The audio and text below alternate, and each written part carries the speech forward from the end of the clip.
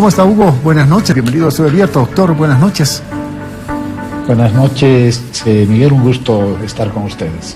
Bueno, hablemos sobre lo que pasó durante la gestión de Yanine Áñez. Ella prestó sus declaraciones. ¿Cómo es que llega al poder?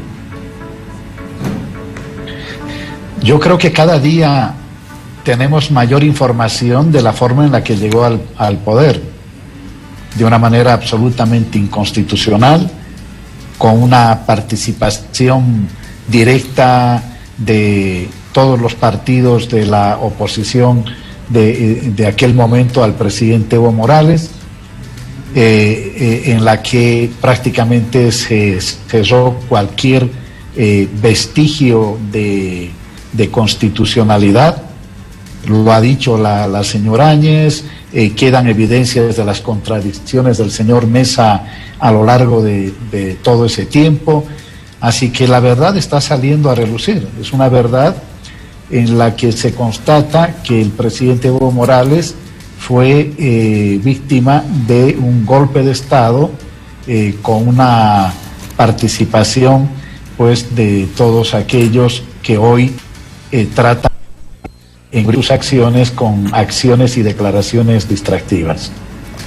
Bueno, hizo mención, decíamos, a varias personalidades conocidas en nuestro medio.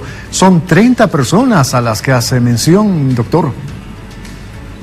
Sí, y seguramente se está al inicio del proceso de investigación. El Ministerio Público todavía tiene que tomar declaraciones a más personas. Hay muchos que en su calidad de testigos seguramente pasarán a la calidad de imputados, pero bueno, por ejemplo el señor Carlos Mesa, está clarísimo que el señor Carlos Mesa ya no es testigo. El señor Carlos Mesa es el responsable, uno de los responsables, no el único, pero uno de los responsables que abiertamente violó la Constitución, promovió el golpe de Estado y por lo tanto tendrá que responder eso no solo políticamente. Ya el pueblo le dio veredicto al prácticamente por segunda vez consecutiva en su aspiración a ser presidente, la primera el 2019 y la segunda el 2020, y políticamente y socialmente el pueblo ya ha dado su veredicto, pero tendrá que ser ahora la justicia la que pueda, ¿no es cierto?, determinar con mayor precisión la forma en la que el señor Mesa participó en el golpe de Estado del 2019. Bien, durante todo este tiempo se ha venido manejando una serie de términos, desde transición, golpe de Estado, conspiración. Lo que ha ocurrido en la gestión 2019, dados los antecedentes que ha expuesto también Yanine Áñez, ¿cómo qué califica, doctor? No, fue un golpe de Estado. Transición constitucional ninguna. Ahora, claro, ellos querían abrir un proceso de transición del proceso de cambio a la restauración neoliberal. Esa transición, porque no es jurídica sino política, también fue derrotada en el año 2020, cuando desde agosto el bloqueo nacional campesino prácticamente se allanó el camino para la victoria política electoral del binomio del movimiento al socialismo. Así y tuvieron que postergar sus sueños, yo me imagino que por un tiempo largo, si es que no vuelven a recurrir a otro golpe de Estado, postergar sus sueños de cancelar e interrumpir el proceso de cambio. Bien, doctor, una de las personalidades que más ha sido, digamos, mencionada en estas declaraciones es Carlos Mesa. ¿Cuánta influencia tiene el expresidente en este caso en el hecho que Yanine Áñez asuma el cargo que ha desempeñado? Los testimonios que se van conociendo hasta ahora lo colocan como un actor principal y un responsable principal de la instauración de un régimen golpista, de un régimen hasta ahora delincuencial, no solamente por lo que hizo el señor Murillo a propósito de la compra de gases, sino por las propias sospechas de la desaparición de varios kilos de cocaína, ¿no es cierto?, como se ha conocido a través de los medios de comunicación de gente que sabe del tema. Entonces, el señor Mesa ha sido un actor fundamental, lo ha sido el señor Tuto Quiroga, lo ha sido el señor Murillo, y la señora Áñez ciertamente no hubiera llegado donde llegó, de manera absolutamente, entre comillas, accidental, porque era la que la tenían a mano, sin el concurso de todas estas personas a las que estoy haciendo referencia. Doctor, dados todos los antecedentes, los relatos, ¿califican los mismos para iniciarle un proceso civil, penal a Carlos Mesa, o cuál debería ser de aquí en adelante el procedimiento? No, es proceso penal. Para empezar, el señor Mesa tiene que ser convocado ante el Ministerio Público en el marco del proceso abierto contra la señora Áñez, por los delitos cometidos antes de ser presidenta de facto. Bien. Y le corresponderá al Ministerio Público determinar su calidad de testigo, o más bien, ¿no es cierto?, de persona investigada e imputada en el caso. Bien. Doctor, la situación de expresidente de Carlos Mesa ¿cambia en algo su situación, decíamos, en cuánto influye frente a la justicia? No tendría que influir en ningún sentido. El señor Carlos Mesa fue presidente de este país, pero desde el momento en que dejó de ser presidente de este país es un ciudadano común, como cualquiera, y por lo tanto no tiene ningún fuero especial al que deba recurrir en caso, ¿no es cierto?, de ser procesado por el golpe de Estado del 2019. Es la justicia ordinaria, simple y llanamente. Doctor, bueno, en este caso ya varias personas estarían fuera del país. ¿Qué va a ocurrir con ellas? Es complicado, es muy complejo, porque evidentemente tendrá que hacerse el Ministerio Público en coordinación con la Cancillería, que simplemente oficia de instrumento para canalizar exhortos suplicatorios, ¿no?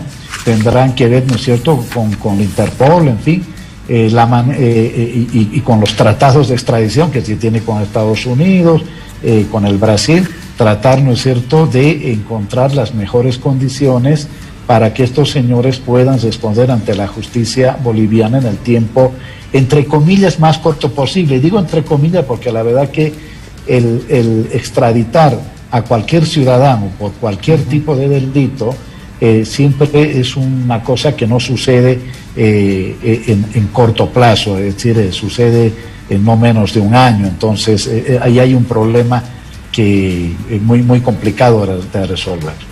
Bien. Doctor, ¿quién activa en todo caso estos procesos? ¿Lo hace el Ministerio Público? ¿Lo hace otra instancia del Estado? ¿La Asamblea Legislativa, por ejemplo? ¿Quién activa estos procesos, doctor? El Ministerio Público. El Ministerio Público, es decir, el Ministerio de Gobierno, la Asamblea Legislativa, es decir, hasta un ciudadano común puede, ¿no es cierto?, querellarse, formar parte de este proceso contra quienes hoy se encuentran prófugos del país, pero le corresponde al Ministerio Público en esta fase del proceso que todavía, ¿no es cierto?, que es investigativa. Bien. Doctor, hace algún tiempo decíamos, cuando Murillo fue detenido, se le inicia un proceso. Mucha gente que hasta ese entonces estaba del lado de esta ex autoridad se había alejado.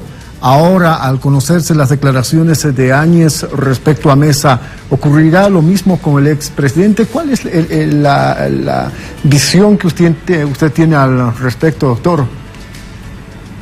Lo que pasa es que aquí van a haber declaraciones y contradeclaraciones, todo el mundo va a tratar de salvar su pellejo, de salvar su responsabilidad política y en algunos casos jurídica, porque estamos hablando de un golpe en el cual convergieron diferentes actores que los unió solamente el anti-evismo y el anti-proceso de cambio. Después de eso no había nada más que les sea común. Y esas diferencias políticas, esas rivalidades políticas entre ellos mismos, que ya se notó, ¿no es cierto?, ante la imposibilidad de construir una sola candidatura para las elecciones del 2020, esas mismas contradicciones y rivalidades internas se va a expresar ahora en la medida que vaya avanzando el proceso de investigación. La señora Áñez ya está sola, es decir, no tiene nadie quien la defienda, ¿sí?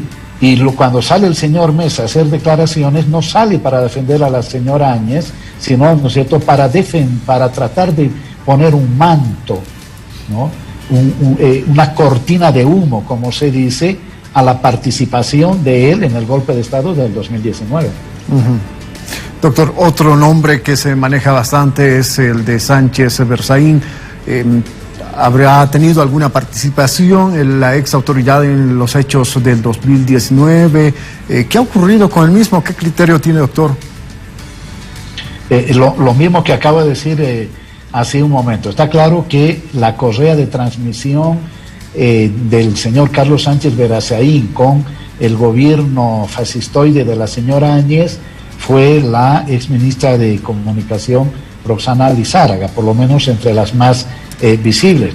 Todos sabemos de las contradicciones, de los impases también que había entre el señor Murillo y el señor Carlos Sánchez Berzaín. Lo único que les unió a ambos personajes fue también su oposición, su rabiosa oposición a la continuidad del proceso de cambio y a la continuidad de la presencia del presidente Evo Morales, ¿no? Entonces, creo que en la medida que esto vaya avanzando, vamos a tener mucho más sorpresas que no van a cambiar la esencia.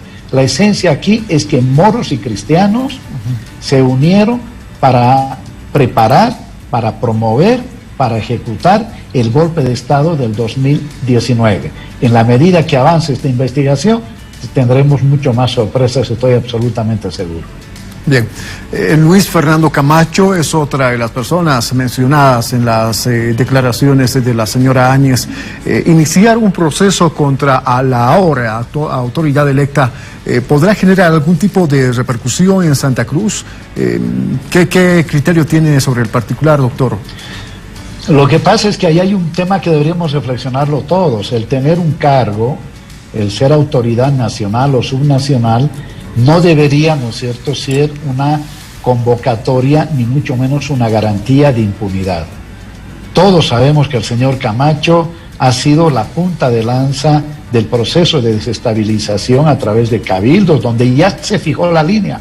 La línea era desconocer el resultado electoral y desarrollar la desobediencia civil, lo que efectivamente sucedió el día 20 en la noche, cuando estaba clarísima la victoria de Evo Morales por más de 10 puntos frente a su inmediato contendor, el señor Carlos Mesa. El señor Camacho no tendría por qué no responder ante la justicia por los delitos que cometió en la preparación, en el desarrollo del golpe. Nos queda fresca en la memoria su convocatoria, por ejemplo, a instalar una junta de gobierno, cuando dijo que deberían denunciar absolutamente todos, Tribunal Electoral, el Tribunal Superior de Justicia, es decir, los asambleístas, es decir, prácticamente el señor Camacho no solamente fue quien promovió la violencia en Santa Cruz y en la ciudad de La Paz, sino que además de eso había todo un plan